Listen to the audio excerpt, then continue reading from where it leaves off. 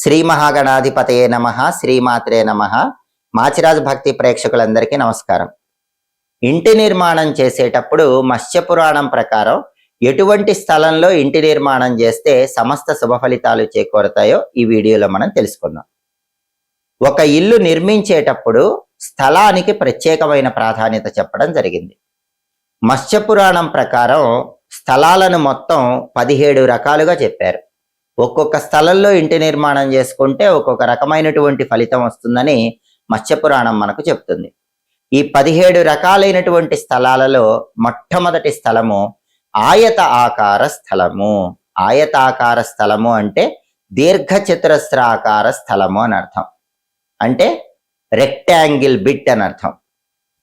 పొడవు ఎక్కువ, వెడల్పు తక్కువగా ఉండి ప్రత్యేకమైన నిష్పత్తి, ఒక ప్రత్యేకమైన రేషియోలో ఉంటే దాన్ని దీర్ఘచతురస్రాకార స్థలము, రెక్టాంగిల్ స్థలము అంటారు. దీన్నే మత్స్య పురాణంలో ఆయత స్థలము అనే పేరుతో చెప్పారు. ఆయత స్థలం గురించి శాస్త్రం ఏం చెప్తుందంటే ఆయతే సిద్ధయ సర్వాహ అంటుంది శాస్త్రం. ఇటువంటి స్థలంలో ఇంటి నిర్మాణం చేస్తే సర్వకార్య సిద్ధి ఏర్పడుతుంది, లాభము జయము కలుగుతాయి. ఆ తర్వాత రెండవ రకం స్థలం చతురస్రాకార స్థలము. చతురస్రాకార స్థలం అంటే స్క్వేర్ బిట్, పొడవు వెడల్పు ఒక స్థలానికి ఈక్వల్ గా ఉంటే దాన్ని చతురస్రాకార స్థలం, స్క్వేర్ బిట్ అంటారు. ఈ చతురస్రాకార స్థలం గురించి మత్స్య పురాణం ఏం చెప్పిందంటే చతురస్రే ధనాగమ ధనదం చతురాకారం అంటుంది మత్స్య పురాణం. ఎవరైనా చతురస్రాకార స్థలంలో ఇంటి నిర్మాణం చేసుకుంటే ధనాగమ, ఆ ఇంటికి తరచుగా ధనం వస్తూ ఉంటుంది.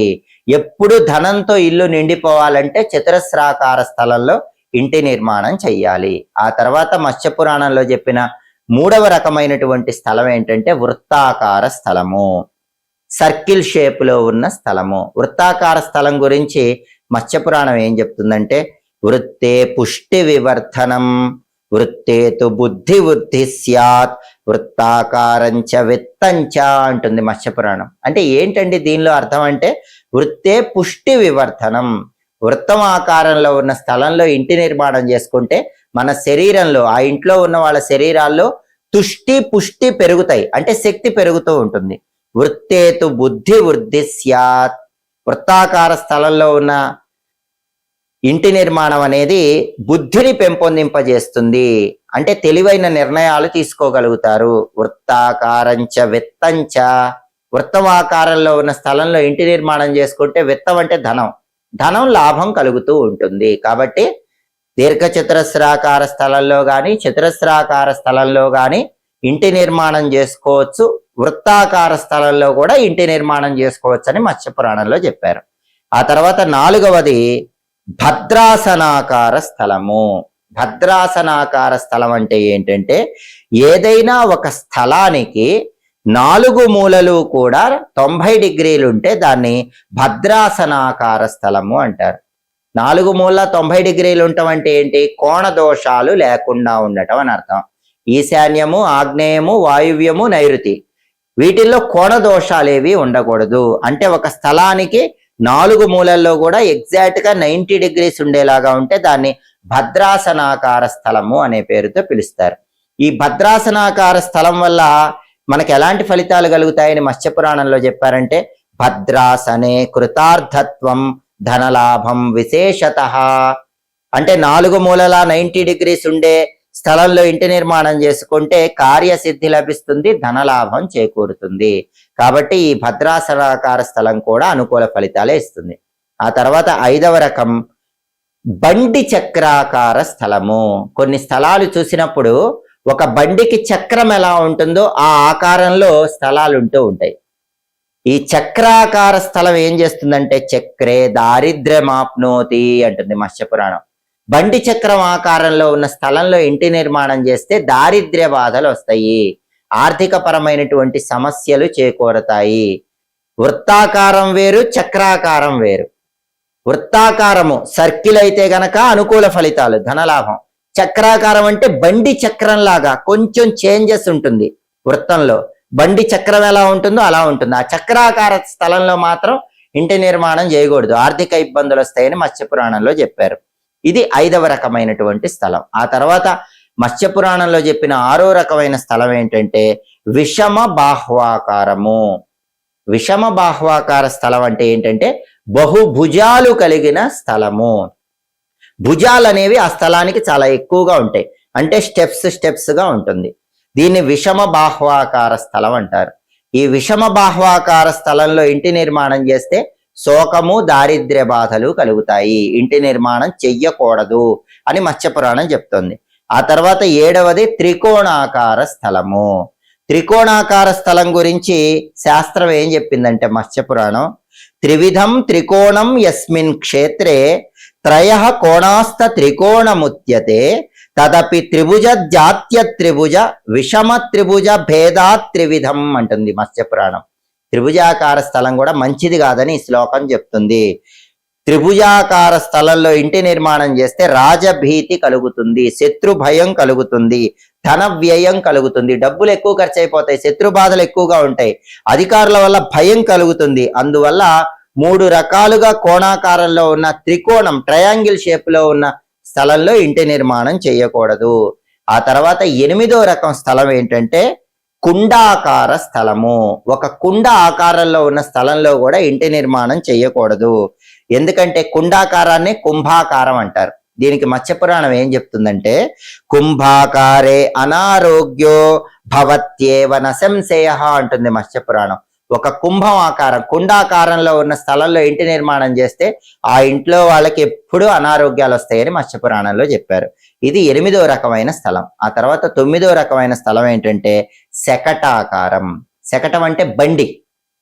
ఒక బండి ఎలా ఉంటుంది, మూల ప్రదేశం పెద్దదిగా ఉంటుంది, చివర సన్నగా వస్తుంది, దాన్ని బండి అంటారు. కాబట్టి ఒక స్థలంలో ఎప్పుడు కూడా మూల ప్రదేశం పెద్దదిగా ఉండి చివర్లో సన్నగా ఉండే బండి ఆకారం ఉండకూడదు.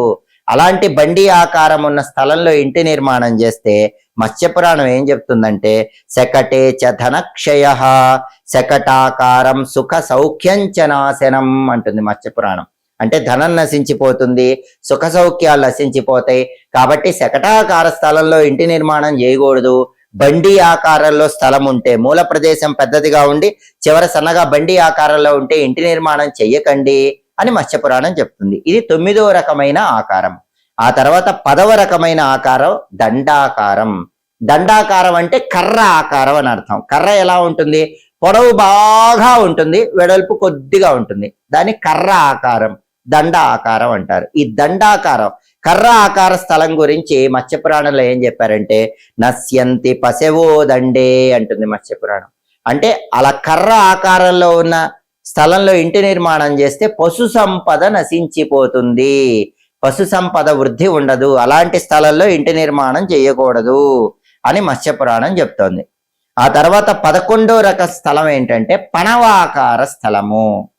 పణవాకార స్థలం అంటే ఏంటంటే ఒక పానవట్టం ఆకారంలో కానీ వీణ ఆకారంలో కానీ స్థలం ఉంటే దాన్ని పణవాకార స్థలం అంటారు. అంటే ఏంటి పణవాకార స్థలం అంటే, పానవట్టం ఎలా ఉంటుంది, ఒక వీణ ఎలా ఉంటుంది, ఒకవైపేమో బాగా వెడల్పుగా ఉంటుంది, ఇంకొక వైపుకి వచ్చేసరికి సన్నగా వంపు తిరిగినట్టుగా ఉంటుంది, దాన్ని పానవట్టం ఆకారం లేదా వీణ ఆకారం అంటారు. దీన్నే పణవాకారము అంటారు. ఈ పణవాకార స్థలంలో ఇంటి నిర్మాణం చేస్తే మత్స్యపురాణం ప్రకారం పణవే లోచన క్షితి, నేత్ర సంబంధమైన సమస్యలు వస్తూ ఉంటాయి, ఎప్పుడూ కూడా కంటికి సంబంధించిన జబ్బులు వస్తాయి. కాబట్టి ఈ పణవాకార స్థలములో అంటే ఒక పానవట్టం ఆకారం, ఒక వీణ ఆకారంలో, అంటే ఒకవైపు బాగా వెడల్పుగా ఉండి చివర్లోకి వచ్చేసరికి ఇరుకుగా సన్నగా వంపు తిరుగున్నటువంటి స్థలంలో ఇంటి నిర్మాణం చేయకూడదు. ఇది 11వ ఆకారము. ఆ తర్వాత 12వ ఆకారం ఏంటంటే ధనుషాకారము. ధనుషాకారం అంటే ఒక బాణం ఆకారం, విల్లు ఆకారం. విల్లు ఆకారంలో ఉన్నటువంటి స్థలంలో ఇంటి నిర్మాణం చెయ్యకూడదు. ఎందుకంటే దీని గురించి మత్స్యపురాణం ఏం చెప్తుందంటే చాపే చౌర భయం భవేత్ అంటుంది మత్స్యపురాణం. అంటే ధనుషాకారంలో బాణము లేదా విల్లు ఆకారంలో ఉన్న స్థలంలో ఇంటి నిర్మాణం చేసినట్లయితే చౌర భయం భవేత్ అంటే దొంగల భయం ఎక్కువగా ఉంటుంది, ఆ ఇంట్లో తరచుగా దొంగలు పడుతూ ఉంటారు. కాబట్టి అటువంటి స్థలంలో ఇంటి నిర్మాణం చేయకూడదు. ఆ తర్వాత 13వ రకం ఏంటంటే బృహన్ముఖాకారము. బృహన్ముఖాకార స్థలంలో కూడా ఇంటి నిర్మాణం చెయ్యకూడదు. బృహన్ముఖాకార స్థలం అంటే ఏంటంటే ఒక సింహానికి ముఖం ఎలా ఉంటుంది, ఒక పులికి ముఖం ఎలా ఉంటుంది? సింహానికైనా పులికైనా ముందు భాగం, ముఖం భాగం మొత్తం కూడా బాగా వెడల్పుగా ఉంటుంది. వెనక్కి వచ్చేసరికి ఆ స్పేస్ మొత్తం తగ్గిపోతూ ఉంటుంది. దాన్ని బృహన్ముఖాకారము అనే పేరుతో పిలుస్తారు. ఈ బృహన్ముఖాకార స్థలంలో ఇంటి నిర్మాణం చెయ్యకూడదు. అంటే సరిగ్గా చెప్పాలంటే ఒక స్థలం తీసుకున్నప్పుడు ముందు వైపేమో బాగా వెడల్పుగా ఉండి క్రమంగా స్థలం వంపు తిరిగి తగ్గిపోతూ వస్తూ వెనక వైపేమో చాలా తక్కువ షార్ట్ గా ఉంటే దాన్ని బృహన్ముఖాకార స్థలము అంటారు. దీన్ని వ్యాఘ్రముఖం, సింహముఖం అనే పేరుతో కూడా పిలుస్తారు. ముందేమో విశాలంగా పొడవుగా లేదా వెడల్పుగా ఉండి వెనక్కి వచ్చేసరికి సన్నగా చిన్నగా ఆకారం వస్తే దాన్ని బృహన్ముఖాకారం అంటారు. బృహన్ముఖాకార స్థలంలో ఇంటి నిర్మాణం ఎందుకు చేయకూడదంటే బంధునాశో బృహన్ముఖే అంటుంది మత్స్యపురాణం. అలాంటి ఇంట్లో బంధువులు వస్తే వాళ్ళకి ఎప్పుడు ఏదో ఒక అరిష్టం జరుగుతూ ఉంటుంది. ఇది 13వ రకమైనటువంటి స్థల ఆకారం. ఆ తర్వాత 14వ రకం ఏంటంటే వ్యజనాకారము.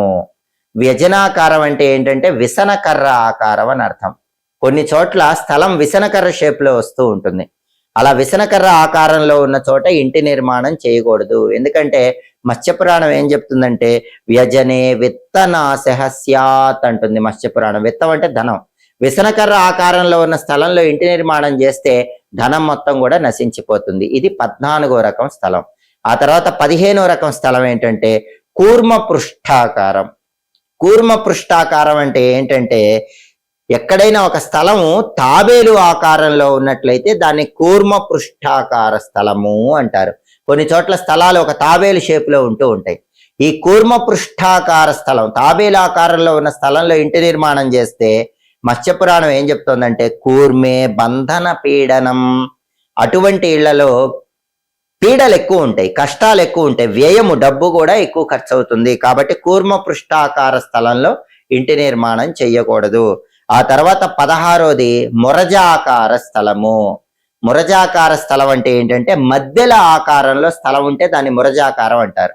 మనం మోగించే మధ్యల షేప్ లో కొన్ని స్థలాలు ఉంటాయి, వాటిని మురజాకార స్థలాలు అంటారు. ఈ మురజాకార స్థలం గురించి మత్స్యపురాణంలో ఏం చెప్పారంటే మురజా మ్రియతే భార్య మురజా వంశహానికరం అంటుంది శాస్త్రం.